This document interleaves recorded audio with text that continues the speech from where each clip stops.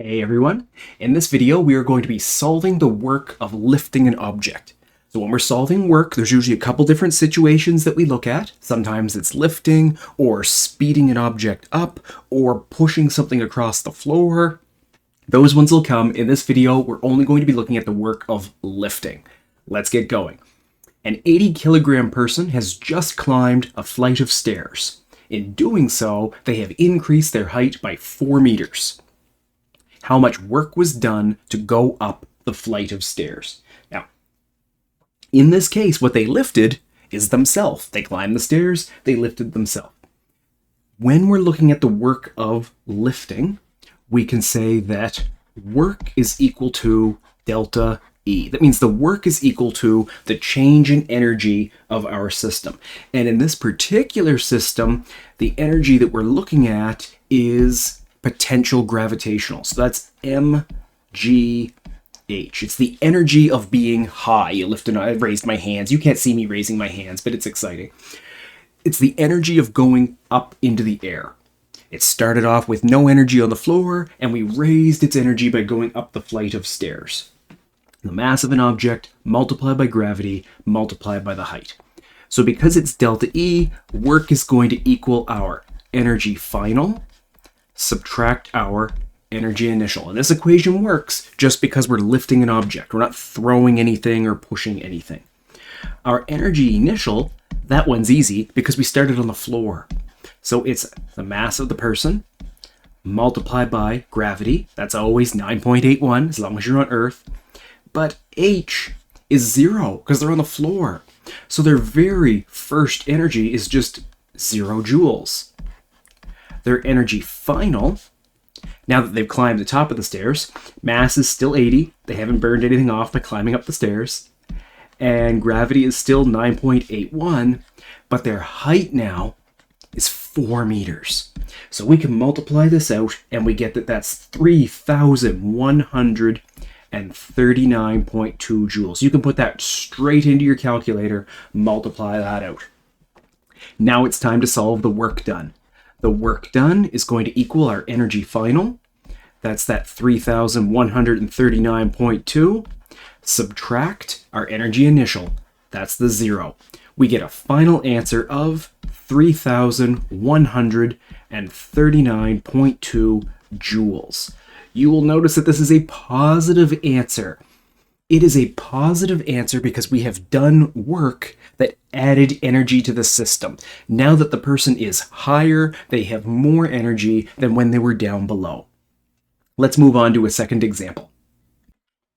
All right, in this example, you have been told that 4 bricks sit on a table, and each brick is 8 centimeters tall and has a mass of 2 kilograms. Now the question for you is, how much work would be required to place all of the bricks into a stack? Oh, it's not just lifting one thing, it's moving all these bricks around. So whenever you get a question like this, think about break it into parts. Don't try and do all 4 bricks at once. Let's look at this one at a time, because the work that we're going to do is going to equal the work to move brick 1 plus the work to move brick 2 plus the work to move brick 3, plus the work to move brick 4. Oh, repeat additions. We've seen these before in other videos where we're doing repeat additions. And for all of these, keep in mind that this is gravitational potential energy. We are lifting an object, which means that our work is going to equal mgh. It's going to equal mgh because they all started off on the table, which means they all started off with 0 energy and we picked them up. That's why it's mgh, just like our first example. Well, the work of brick 1, it's on the table. It's going to be the base of our stack. We do not need to lift brick 1, so brick 1 is just going to be 0 joules. When we go to lift up brick 2, however, the work done to lift brick 2 is mgh, so the mass of the brick, 2, multiplied by gravity, 9.81, multiplied by our height. Be watchful. That height is in centimeters. You're going to have to take that 8 centimeters and divide it by 100 so that it equals 0.08 meters. Don't miss that step, or it's going to require a lot of work to move these bricks. The height that we lifted it was 0.08, which means that it took 1.57 joules of energy. We can repeat the exact same thing for brick 3. The work to do brick 3 was 2 kilograms multiplied by gravity, 9.81. Now, I know you're a clever little cupcake, and you can figure out the height that we had to lift brick 2. See, brick 2 only had to go onto brick 1. Brick 3 has to go on top of brick 2, which means we have to lift it 8 centimeters and then 8 centimeters more for a total of 0.16. In order to put brick 3 on top of our stack, we now have to lift it on top of 2 bricks. It's going to equal 3.14 joules. Our last brick, brick 4, is still 2, is still 9.81, but this time we have to set it on top of the third brick, which means 8 centimeters times 3, which is 24 centimeters. 0.24, and it's going to equal 4.71 joules.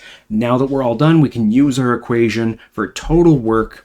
The total work is going to equal 0, setting brick 1 down, plus 1.57, that's the work required to lift up our second brick on top of the first, plus 3.14 lifting up the next brick, and 4.71 lifting up the next brick, our final answer being 9.42 joules. And if you're watching this and feeling all clever, when you're looking at these numbers, do you notice a pattern?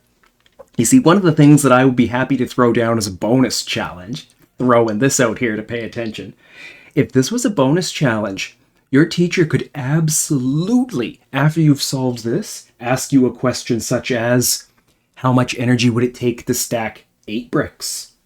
What about 50 bricks? And if you've actually figured out this pattern, and you're looking at this problem, I would challenge you, how much work would it take to stack 1,000 of these bricks in a tower?